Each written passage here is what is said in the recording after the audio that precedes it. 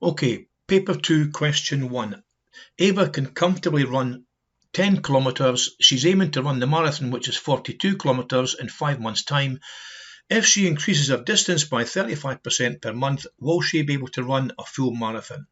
Okay then, we want to start with the distance after 5 months will be what she's running now multiplied by 135% to the power 5. All you need to do is work this out with a calculator. You get 44.8 kilometres. That's more than 42. So as that's bigger than 42, she will be able to run a full marathon. That's 4 marks for that question. Question 2. Artemis 3 will launch for its journey to the moon.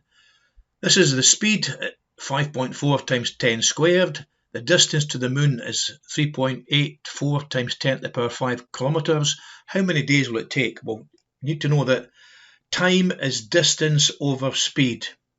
Let's put in the numbers. The distance is this number, and the speed is 5.4 times 10 squared, and it's hours. Now we want days.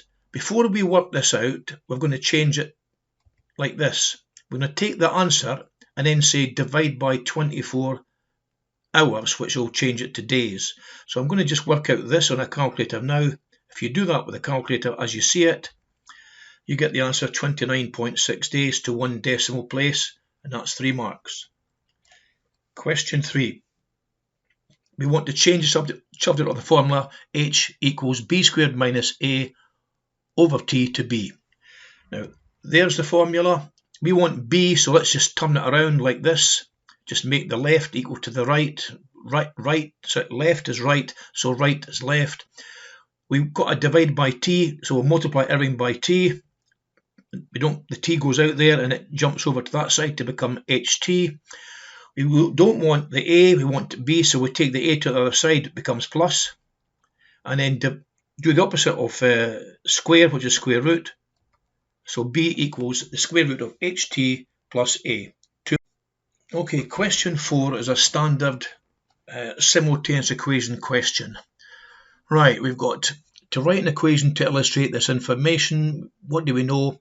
X is first class tickets and Y is standard class.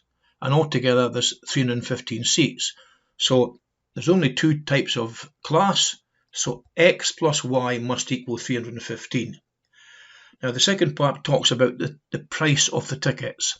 So 165 goes with X and 87 goes with Y. So we can say 165X plus 87Y equals the number there, 30,525. Want to find how many of each type of seat are there on the train. So let's take those 2 equations. There's the first equation, there's the second equation. Now let's try to find X and Y.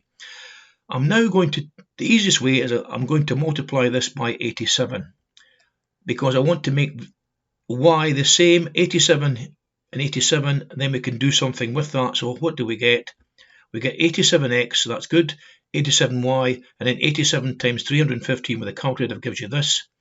What all we do now is we take the 2 equations that you see above there and we just subtract them, and you get 78x, 165 take away 87, and then this number 30,525 take away 27,405 gives you this. Divide by 78 gives 40.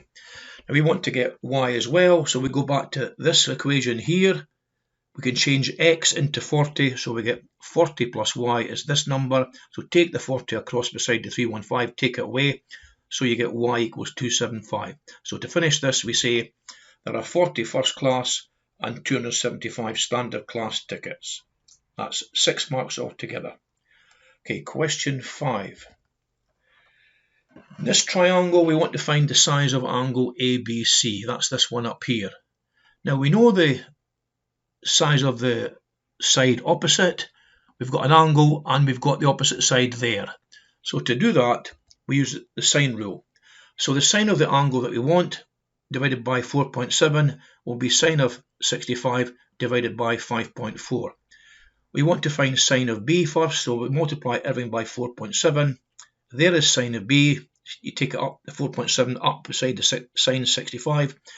Now we want B, so we have to go sine minus 1, or shift sign on the calculator. So there it is. We now use the calculator to get the answer, and the answer comes out to be 52.1 degrees to 1 decimal place. Now, there it is. We've now found two angles.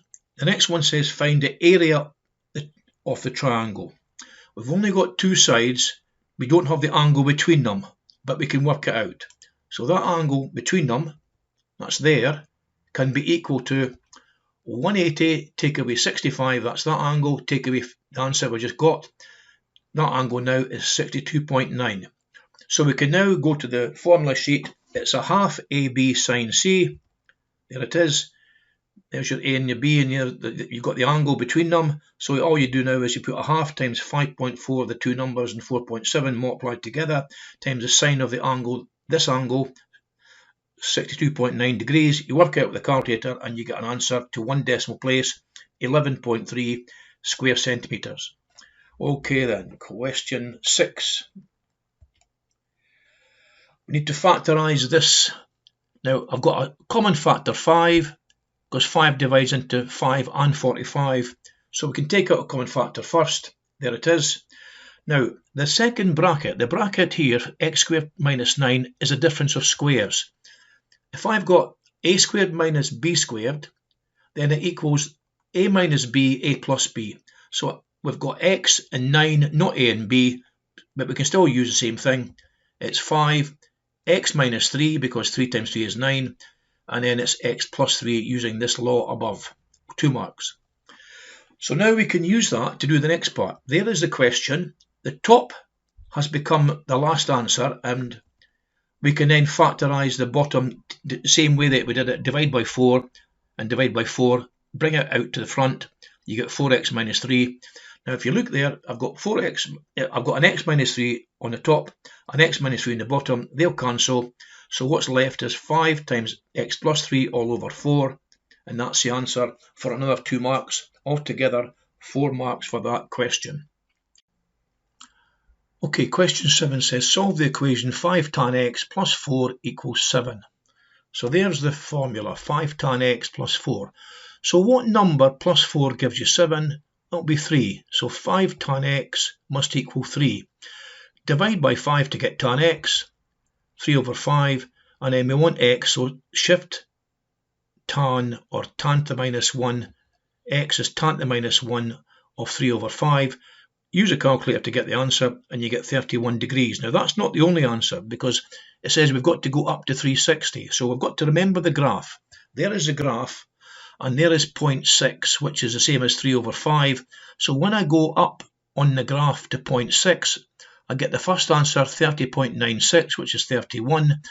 But it happens again. There's 180. It's going to be 31 degrees past 180. So the second answer is going to be 180 plus 31, which is 211, and that's worth 3 marks.